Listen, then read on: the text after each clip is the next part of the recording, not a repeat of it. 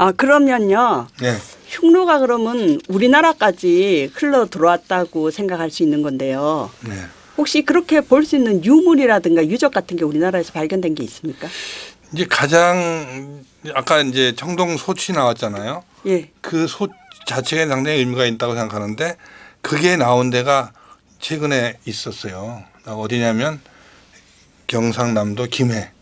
아, 지금 여기 김해시인데요. 예, 저기 지금 김해 사진인데 보면 가운데 퍼렇게 이제 언덕이 있잖아요. 예, 예, 녹색 언덕인데 잔디가 깔린 언덕. 예, 언덕이죠. 저기에 고분들이 많이 있었거든요. 그런데 1990년부터 92년 사이에 경성대학교에서 신경철 교수라는 분이 주도해가지고 했는데 예. 저기 이제 다른 사진입니다만은 예. 그 대성동 고분군이라 해가지고 저쪽에 언덕이 보이죠. 근데 원래 김해는 그 김수랑 무덤이 지금 묘가 있고요. 예, 예. 그다음에 또 구지봉이라 그래가지고 그 수로와 그 왕이 내려온 설화가 있는 그 봉우리가 있고 다 있는데 한 가운데 있는 저런 언덕에 보니까 그런 그 무덤들이 많이 있었어요. 그래 열어 보니까 예. 뭐 몇 호 많이 있는데 예. 29호본에서 저런 똑같은 형태의 저게 나오더라. 소치 나오더라. 이게 고분인가요? 이게 고분 언덕이죠. 예. 네, 그때 이제 저거는 지금 새로 다 이제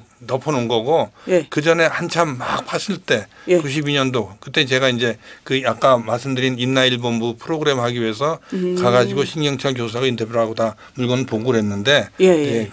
그게 계기가 됐고요. 그래서 이제 거기에서 이제 유물들이 많이 나왔죠. 그러니까 이제 아까 여기 사진 이제 보이는데 저기 저 맨 처음에 보이는 거 저거 녹슨 거는 저게 거기서 나온 거고 예, 중국에서 나온 거고 예. 오른쪽에 있는 게 그 김해 대성동에서 나온 건데 그 오른쪽에 있는 거하고 밑에 있는 거하고 같은 겁니다. 사실은 같은 건데 색깔이 달라서 그렇고요. 그게 이제 청동으로 만든 거네요. 다 청동이죠. 그리고 옆에 또 47호분이 또 있고 이렇게 해가지고 두 개가 나왔어요. 저게 그러면 거의 똑같지 않습니까? 예, 정말 모양이 똑같네요. 그러면은 저거야말로 진짜 아는 게 아니라 그 같은 부족이 내려온 게 아니냐라고 믿을 수 있는 거죠. 생각할 수 있는 거죠. 모양 같은 거는 대부분 보면 약간 유사할 수 있는데 혹시 무늬 같은 것도 있나요?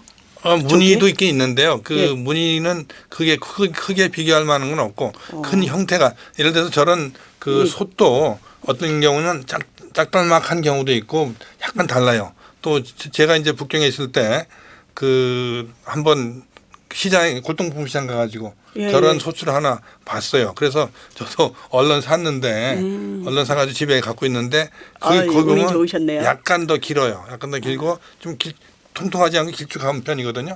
그런 식으로 조금씩 차이는 있어요.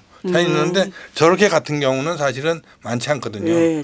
그래 보면은 그 같은 지역에 살던 사람들이 아니면 저렇게 안 나오니까 이제 그래서 그 의미가 있다고 생각을 할 수 있는 거고. 근데 이제 저것만이 아니고 이제 또 관련된 유물들이 많죠. 아까 얘기한 무덤의 형식도 이제 그런 것들이 북방식 무덤도 있고 그다음에 특히 이제 기만민족들을 보여줄 수 있는 게 말제갈. 마구라고 그러는 것들이 많이 나오는데 철제라든 마구 이런 것들을 보면은 영락 없이 그거는 기만민족 북방 기만민족이 사둔 거다. 그러니까 거기에 또 거울도 있고 또 제갈 또 무슨 뭐 더군다나 이제 또 거기에 순장이 나옵니다. 순장 아시죠? 예. 사람 죽으면 같이 묻어서 저기 보내는 방법인데 그런 매장 풍습도 여기서 발견되고 그러다 보니까 김해의 대성동 거기서 다 나왔거든요.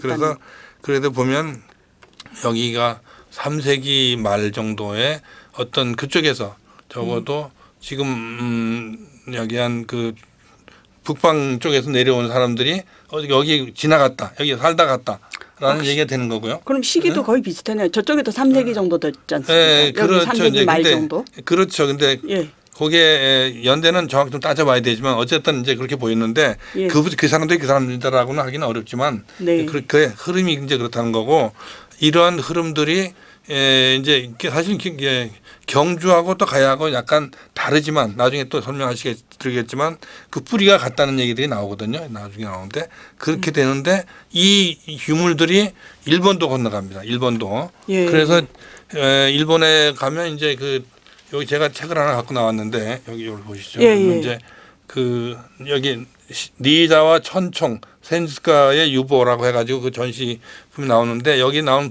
여기 보면 이런 것들이 다 황금 유물들이 비슷하고요. 그래서 이것들이 어떻게 일본 가서도 이렇게 유리 같은 게 보이고 그러다 보니까 일본까지 간 거 아니냐 그런 그럼 민족들이. 유리 이 황금 유물은 여기 귀고리가 보이네요. 이거는 다른 겁니다. 여기 다른 그 거예요. 원료를 설명하기 위해서 갖다 놓은 사진이고요. 예. 거고. 예. 이 거울 같은 거라든가 이런 거는 가야보다는 신라에 가깝지 않습니까? 아니 그러니까 신라 가야 뭐 네. 그게 구분하기가 참 어려운 건데 예. 물론 구분을 합니다. 이제 고고학자들은 다 구분하지만 그 신라나 가야의 원류가 어디냐라는 것이 이제 뒤에 또 나오는데 사실은 이제 산동성에 이제 그 아까 얘기한 은허라는 게 있지만 그 산동성 그 은허 옆에 이제 곡부라는 데가 있거든요. 곡부라는 공자의 고향이 곡부, 중국말로 치푸라 그러는 곡부라는 데가 있는데 거기 가보면은 이제 그 특별한 무덤이 하나 있어요. 예. 그래서 그 무덤 자체에 대한 얘기는 그 무덤이 이제 그 사각형으로 돼 있고 피라미드 형식으로 돼 가지고 계단 만들어 가지고 이렇게 된 건데 그런 원료를 따지다 보면 이제 신라하고 가야하고 뭐 나오는데 지금 이제 요 그 솥 가지고는 우선 가야만 가지고 얘기를 하면 그렇게 해서 그 일본까지 건너간 흔적이 보인다 하는 얘기고. 그 흉노족이 일본까지 건너갔단 말씀이십니까? 흉노족이라고 자꾸 박지 마시고 유목민족인데 흉노족일 수도 있고 선비족일 수도 있는데 그들의 문화가 갔다. 그 문화가 왔다는 건 그 사람들이 왔기 때문에 가는 거 아니냐 이렇게 해석하는 거죠. 우리나라에 왔기 때문에 우리나라를 거쳐서 여기 일본으로 살다가 갔다. 또 일본을 건너간 게 아니냐 이렇게 보는 거죠.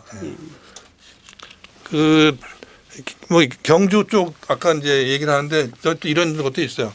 실크로드, 경주 실크로드 이제 유물들도 있는데 이래 보면 이런 것들이 다 이제 그 관련된 사진들이 많이 있는데 금 얘기가 나오죠. 이제 그런 것들도 앞으로 좀 제가 또 말씀을 드리겠습니다. 그다음 또 그리고 혹시 이 유물뿐 아니라 혹시 글로 쓰여진 뭐 흔적 같은 건 없을까요? 지금 그래서 이제 요 솥만 가지고 따지면은 지금 은어에서 나온 것이 김해로 연결되니까 그쪽은 이렇게 연결되고요. 그런데 이제 흉노라는 쪽에서만 얘기를 하면은 신라 사람들 자체가 그 요새 그런 기록들이 자꾸 나오고 있어요. 무슨 얘기냐면 자기들 조상이 누구다라는 걸 밝힌 게 있거든요. 신라 측에서. 신라 기록이 있어요. 그 물론 저 삼국사기에도 그런 게 인용이 돼 있지만 우선 그 가장 중요한 그거는 뭐냐면 지금 저 뒤에 이렇게 큰 비석이 하나 보이잖아요. 예, 저 비석이 어디서? 저 비석은 1954년도 중국 서안에서 발견됐는데 발견되고 나서 그 비석은 서안에 있는 비림이라고 해서 비석 박물관이 있거든요. 거기에 들어가 있었는데 저 탁본을 최근에 얼마 전에 이제 우리나라 학자들이 보시고 연구를 하면서 거기에 있는 비문을 자꾸 이제 해석을 한 거죠. 근데 저 비석은 어떻게 된 거냐 하면은 그 서기 864년 하는에 그때 32살로 당나라에서 사망한 여성이 있는데 신라인 김씨 부인이다. 그 묘비다 이제 이렇게 된 겁니다. 그래서 그 앞에 보면 대당 고 김씨 부인 묘명 이렇게 비명이 되는데 저거를 쭉 해석하다 보니까 거기에 중요한 팩트가 나온 게 있어요. 뭐냐면 저기 지금 써놓으셨지만 한번 읽어볼까요? 한번 읽어보세요. 한번 보이시나요? 예. 태상천자께서 나라를 태평하게 하시고 집안을 여러 드러내셨으니 이름하여 소호씨 금천이라 하는데 이분이 곧 우리가 받은 성씨 김씨의 세조이시다. 먼 조상의 이름은 일제 즉 김일제이시니 흉노 조정에 몸담고 계시다가 서안에 투항하시어 무제 아래서 벼슬하시었다. 이 김일제라는 분에 대해서 됐네요. 그러니까 명예와 절개를 중히 여기니 한무제께서 그를 발탁해 시중과 상시에 임명하고 투정 후에 봉하시니 이후 7대에 걸쳐 벼슬하였고 눈부신 활약이 있었다. 이로 말미암아 경조군에 정착하게 되니 이는 사책에 기록되어 있다. 즉 사기 말씀하시는 거죠. 네. 한 나라가 덕을 드러내 보이지 않게 됐고 나서 괴로움을 겪게 되자 곡식을 싸들고 나라를 떠나서 난을 피난하게 되었다. 그러므로 우리 집안은 요동에 숨어 살게 되었다. 예. 요동이라는 것은 요동은 지금 저 만주 쪽이죠. 만주 쪽만. 그쪽으로 이동을 한 얘기네요. 예, 그래서 여기 보면 지금 예. 중요한 팩트가 몇 개 나오는데 예. 이 경주 김씨이기 때문에 이 양반들도 김씨인데 신라의 예. 김씨인데 예. 자기들 조상이 소호 금천씨라는 것을 분명히 밝혔죠. 그죠? 소호 금천씨가 자기들 조상이다 이거죠. 소호 금천씨가 누구냐 하면 중국의 사망오제라고 그래가지고 전설시대 때 있는데 지도자들이 있는데 예. 그중에 이제 금천씨가 또 오제 중에 하나입니다. 근데 금천씨는 지금 아까 언뜻 말씀드렸지만 산동성 곡부에 가면 이 양반 묘가 있는데 그 묘가 계단식으로 돼 있고 피라미드로 돼 있거든요.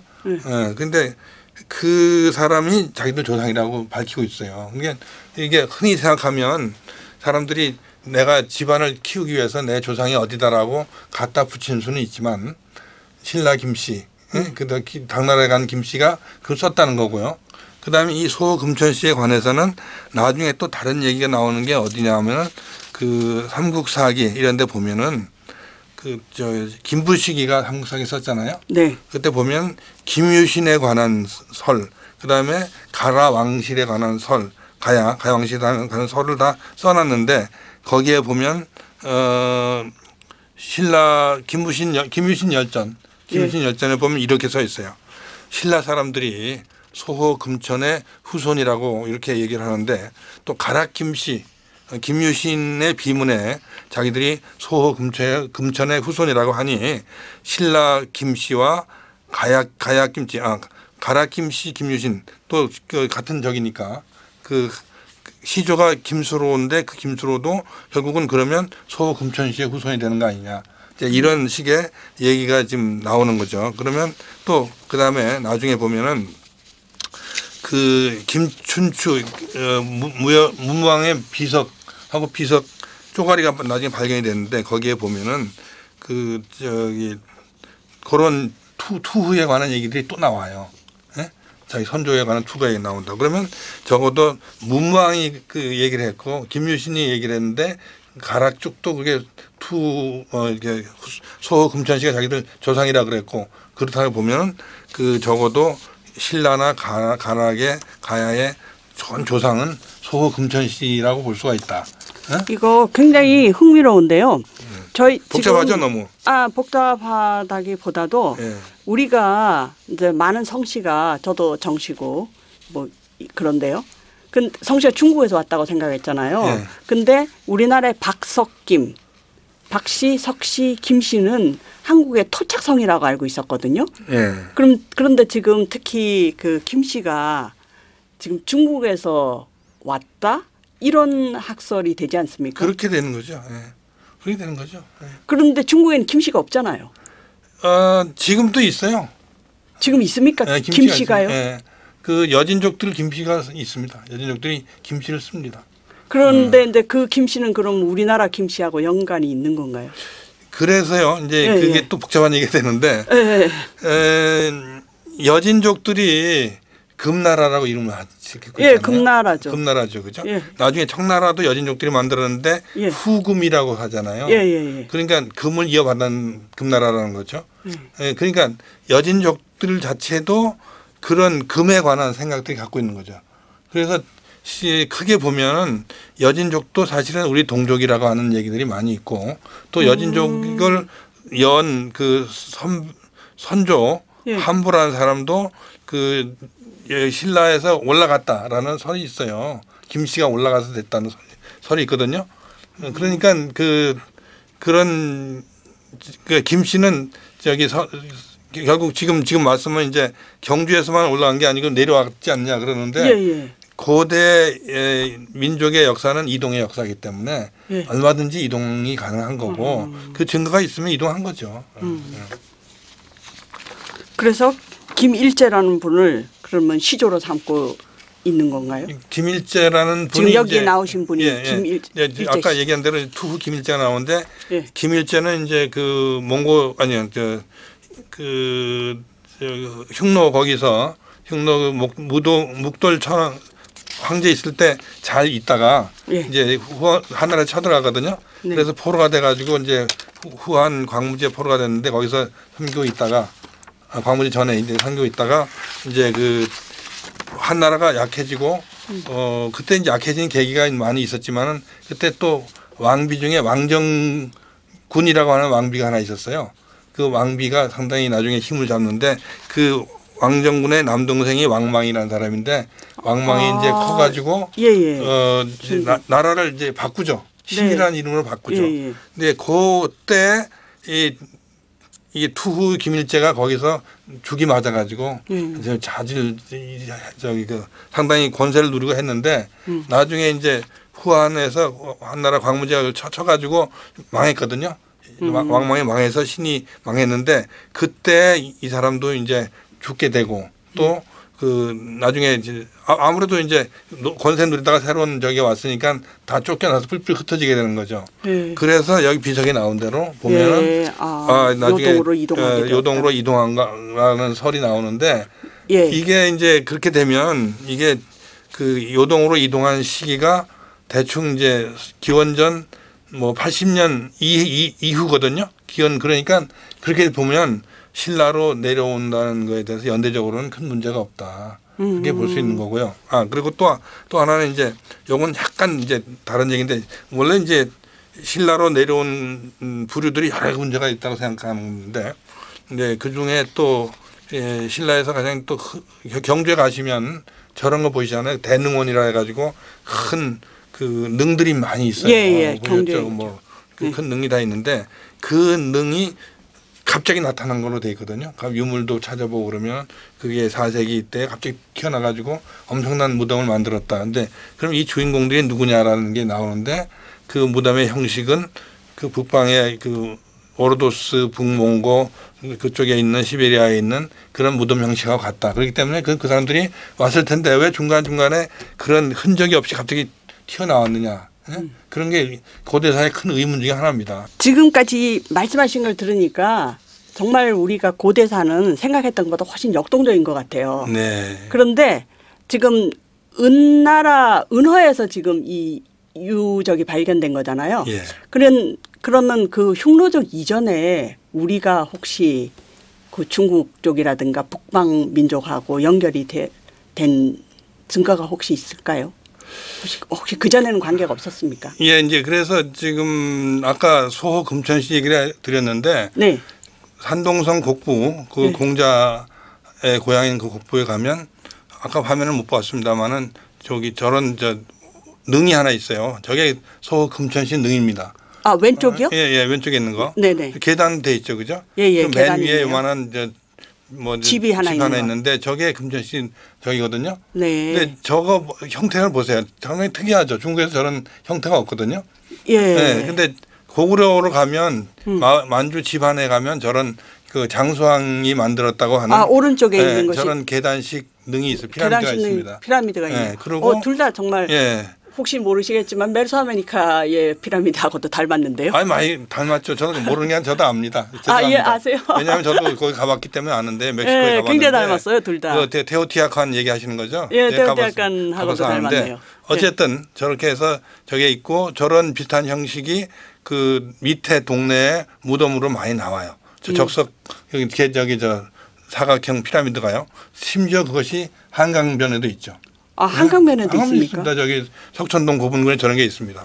그래서 저는 몰랐는데요. 저런 흔적이 쭉 이어지는 거 보면 일본에도 좀 가는데 일본에도 있고요. 저렇게 그 흔적이 있는데 그게 결국은 민족의 이동이 되는 거죠. 그런데 중국 내에서 저렇게 피라미드 네 가지 있는 피라미드가 나오는 거는 그 전에 또 그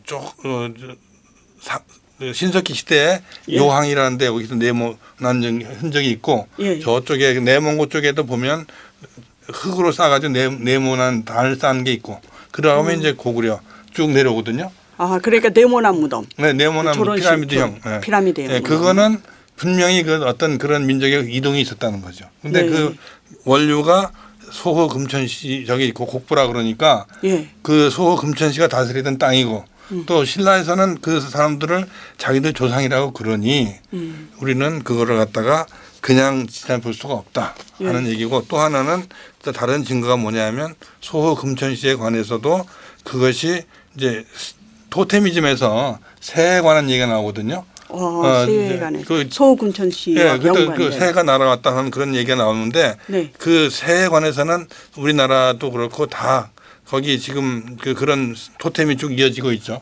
예, 우리나라도 예, 우리나라 신석기 시대에 그리고 저기 소떼가 다 그거 아니죠? 그 소떼가 그거죠. 그리고 또 아까 뭐 일본 얘기하면 또 뭐하지만 일본의 도리라고 하는 것도 새가 있다는 한자로 보면 새가 있다는 거거든요. 그리고 이렇게 가지고 이렇게 문을 쌓는데 그것도 소떼의 변형이라고 보는 거거든요. 그러니까 그런 면에서 보면 분명히 그 이동의 문화가 있는데 다만 흉노하고 그러면 그 산동성에 있는 거하고 어떻게 연결되겠느냐 또 그것이 우리가 어떻게 연결되겠느냐 이렇게 보면 제 생각은 그래요. 이건 뭐 전 학자가 아니고 그냥 연구가니까 제가 말씀드리면 아니 그 학자분들은 다를 수 있으니까 적어도 그 산동성 그쪽에 그 소호 금천시를 필두로 하는 그런 부족 사람들이 살다가 일부가 만주 쪽으로 저쪽으로 올라가서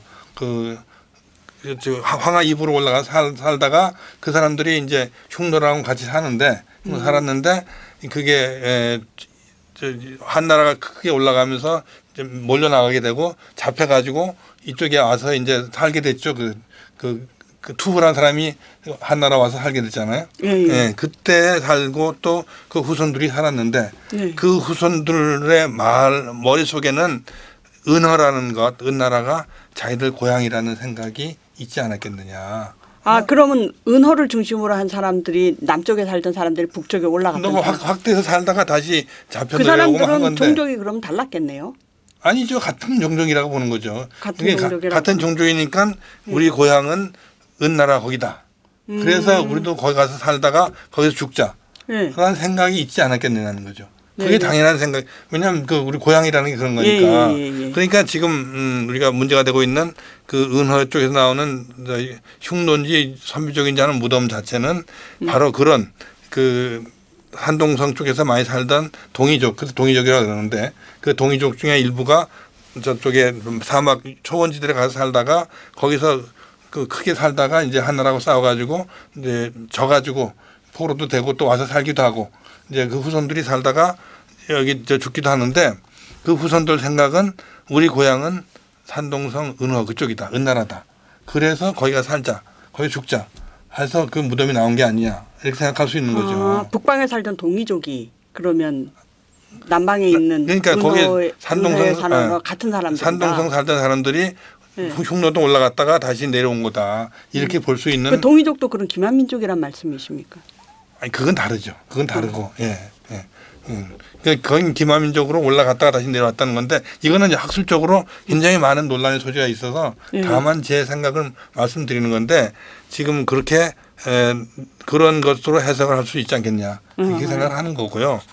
그래서 이제 그렇게 따지다 보면 결국은 이제 아까 이제 그 소금천시 하면서 새 얘기를 했습니다만은 사실은 더 많은 부분에 우리가 공유하고 있는 것이 소위 말해서 새는 알이죠, 알. 알은 알에서 태어난 것을 난생이라고 그러고 난생 설화, 난생 신화 이렇게 얘기하는데 고구려, 주몽, 그다음에 또 부여도 그래, 부여 동명도 그렇고, 그다음에 신라도 그렇고, 또 가라도 그 삼봉 우리 내려왔는데 그게 알이었다. 6개 알이었는데 나중에 그게 육가의 시조가 됐다 이렇게 돼 있고요. 심지어는 일본 가도 일본의 그 건국 신화에 보면 니니기노 미코도라는 사람이 내려왔는데 그 알에서 보자기 싸가지고 이불에 싸가지고 내려왔다고 나오거든요. 그래서 다 통하는 게 난생 신화거든요. 그러니까 그렇게 보면 그 산동성의 소호 금천시를 선조라고 하는 얘기가 아주 얼척없는 얘기는 아닐 수 있고 그런 것들이 큰 민족의 흐름으로서 이렇게 내려왔다. 그런데 그것이 거기에 유목민족도 같이 요소가 들어가 있더라. 이제 이렇게 얘기를 할 수 있지 않겠느냐는 거죠. 원체 이게 고대사는 복잡하고 또 양상도 다르고 그렇기 때문에 한마디로 하는 건 어불성설이지만 전체적으로 보면 그렇게 얘기를 할 수 있겠다라고 저는 이제 얘기를 하는 거죠. 네, 네 고맙습니다. 오늘 이 우리나라 고대사에 대해서 또 그 사이에 뭐 얘기는 됐고 들었던 것 같은데 전혀 또 새로운 면으로 한번 주목해봤던 것 같습니다. 고맙습니다. 예, 감사합니다.